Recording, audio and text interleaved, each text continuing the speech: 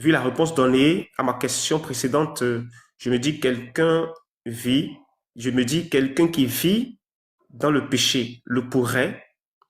Dans quel genre de péché? Être bien qualifié du fait qu'il faisait partie des morts en Christ. Quel genre de péché? Qu'est-ce que tu considères comme le péché? Car la seule chose que Dieu considère comme péché, lorsque le Christ est venu sur terre et il est mort pour que les hommes puissent vivre après l'œuvre de la rédemption, Dieu considère une seule chose dans le monde des hommes comme un péché. Une seule chose. C'est de remettre sa gloire à Satan. C'est ça. Et lorsqu'on dit remettre sa gloire à Satan, si toi tu n'adores pas le Seigneur et que ton cœur, tu ne reconnais pas qu'il est le véritable Dieu créateur de toutes choses, là, tu es son ennemi. Toi qui es ainsi, tu es dans le péché. Il va s'écarter de toi. Les morts en Christ dont je parle, qui sont ressuscités, qui sont en train d'être ressuscités parce qu'il y en a encore d'autres qui l'œuvre continue toujours dans leur vie. C'est des gens qui ont reconnu que le Seigneur est Dieu. Le Seigneur Jésus est le seul Dieu qu'il faut suivre. Mais Satan a tout fait pour les envoyer sur son chemin et à nouer alliance avec eux pour commencer à les utiliser à nouveau. Le simple fait qu'eux, ils ont reconnu que Jésus est Dieu et tous les matins le prient, l'adorent, ça suffit pour être guéri, pour être sauvé. Ça suffit largement. Mais je vous le dis, si par exemple tu me parles de le péché, ce que vous appelez le péché, que les pasteurs ont l'habitude de parler de ça, quelqu'un qui vit dans la fornication, quelqu'un qui vit dans le mensonge, quelqu'un qui vit dans ci, dans ça, ces choses-là, Dieu n'appelle pas ça le péché qui fait que les hommes peuvent mourir. Non. Parce que le venin de Satan est en vous. Le venin de Satan est en l'homme. Tant que le venin de Satan sera en l'homme, Dieu ne peut pas juger l'homme à partir de ces choses-là. Parce que l'homme commet des actes horribles. Mais l'homme qui allait faire quelque chose de mauvais, tout de suite, lorsqu'il se retrouve, il se rend compte que ce qu'il a fait est mauvais. Et il cherche coûte que coûte à réparer, mais c'est déjà tard. Dieu étant donné qu'il est miséricordieux, il est amour, peut-il considérer ces actes-là? Non, il ne peut pas considérer ça. Dites-moi la vérité. Lorsqu'on vous dit que les morts en Christ sont ressuscités en premier, seront ressuscités en premier, comment comprenez-vous? C'est des gens qui ont cru en Dieu, mais qui ont remis leur vie dans la main de Satan, sans même savoir comment ils l'ont fait. Et Satan les conduit matin, midi, soir. Mais dans leur cœur, ils savent qu'ils aiment Dieu. Mais Dieu va les sauver. Dieu va les ressusciter. Dieu va les ramener à la maison. Parce qu'eux, ils ne croient pas, ils croient. Le simple fait de reconnaître que Dieu, le créateur de toutes choses, existe et que c'est lui qui a tout fait et que ta vie tout entière est pour lui et que c'est lui qui t'a créé, ça suffit pour faire partie du peuple de la maison. Mais ça suffit. Maintenant, les personnes maintenant qui ont réussi maintenant à s'imposer à Satan, à se sacrifier pour que le nom de Jésus ne soit jamais souillé, ce sont eux que Dieu qualifie de ses enfants. Et ce sont eux qui occupent les véritables importantes postes. Et tout le reste, c'est le peuple de Dieu, tout simplement.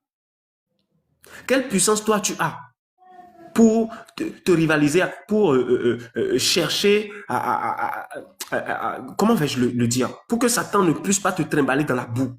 Même ceux qui sont vraiment saints, qui jeûnent matin, midi, soir, qui font tout, rapidement Satan les renverse et les fait tomber. Mais je vous dis la vérité. Vous-même, vous ne parlez pas disant que Dieu est amour, Dieu est miséricorde. Ou bien les textes que nous lisons, vous ne constatez pas que c'est les personnes là même que Satan aurait terrassé, que Dieu allait ressusciter, que Dieu allait réveiller. Mais lorsqu'on dit Satan va terrasser, ce ne sont pas des gens qui sont sans péché de la chair. Parce que ce que vous faites dans la chair, et que par exemple, il y a les gens qui se masturbent, il y a d'autres qui commettent la fornication, d'autres qui continuent de coucher avec les femmes autrui. Toutes ces choses se produisent. Mais si véritablement toi tu reconnais que le Christ, il est le Dieu qu'on doit suivre, il viendra te chercher. de la main de Satan et te ramener en haut. Car le Seigneur Jésus l'avait dit, je ne suis pas venu pour ceux qui se portent bien, mais je suis venu pour ceux qui sont malades.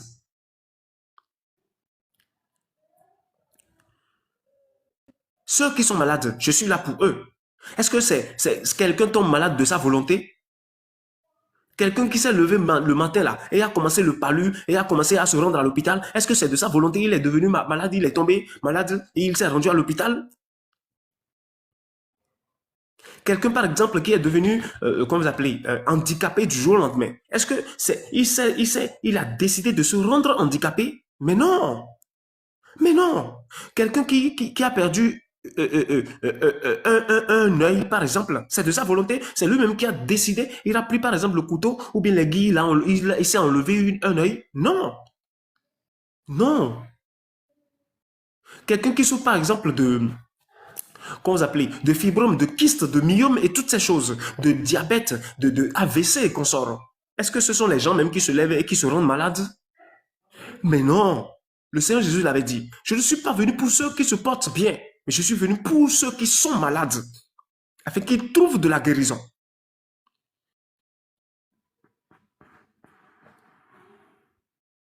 C'est de ça il s'agit, mon frère Lot. Tu suis. C'est de ça il s'agit. Si la personne reconnaît que le Christ est le véritable Dieu qu'il faut suivre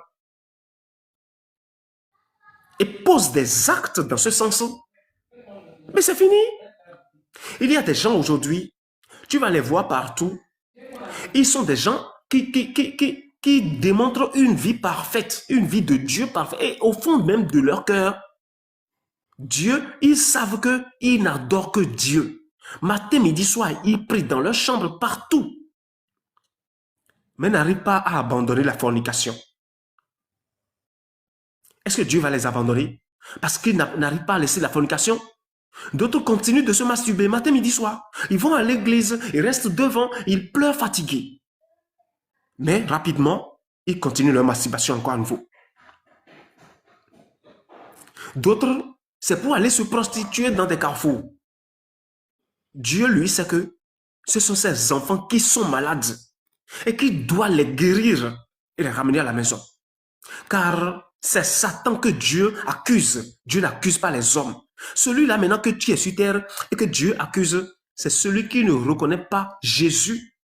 Celui qui n'accepte pas l'œuvre de la rédemption du Christ. Celui-là, d'officement, il est l'ennemi de Dieu. Tout simplement.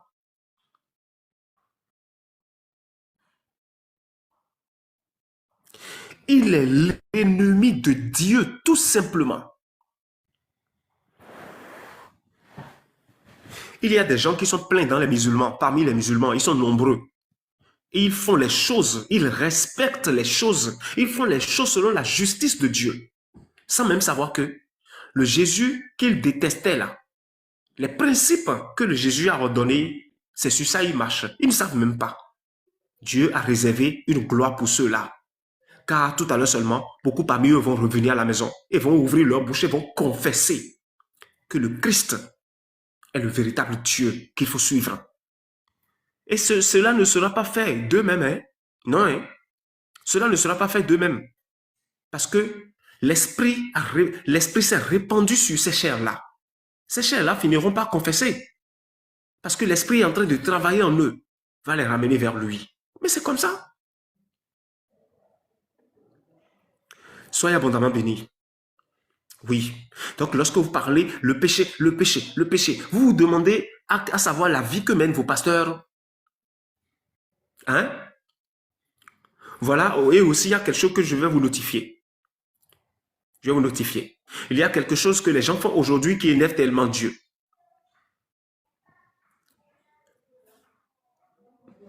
Les péchés de la pensée. Nous allons revenir dessus. Nous allons revenir dessus.